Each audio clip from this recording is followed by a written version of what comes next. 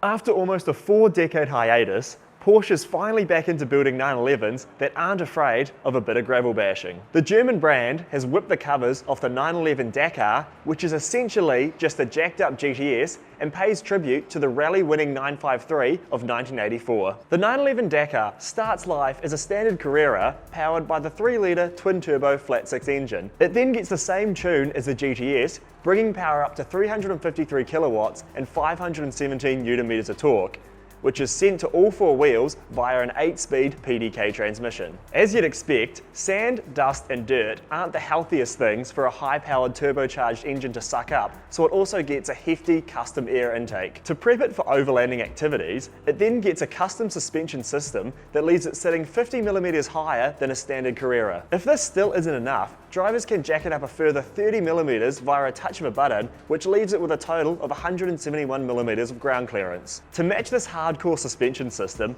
Porsche also worked with Pirelli to develop a custom Scorpion fit for the 911 Dakar. These measure 245 by 45 at the front and 295 by 40 at the rear, which is a serious amount of rubber, especially considering the 9mm of tread they get. With performance front of mind, weight has been kept to an absolute minimum in the 911 Dakar, so the rear seats have been stripped out and lightweight glass is used around the cabin. This results in a 911 that tips the scales at just over 1.6 tonnes, and while that might sound like a lot, when compared to the original off-road supercar from Porsche, the 959, it's only around 200 kgs heavier. This performance is backed up by a set of new driving modes in the 911 Dakar, including Rally Mode, which sends a bunch of power to the rear wheels, allows for a decent amount of wheel spin, and lets drivers live out their WRC fantasies. There's also an off-road mode that maximises traction at all 4 wheels, and a dirt launch control program which does the same thing but from a standing start. In terms of aesthetics, Porsche's added a few special touches around the 911 Dakar to help it stand out from the rest of the range. These include fender flares at all 4 corners, an optional roof rack with integrated LED lights,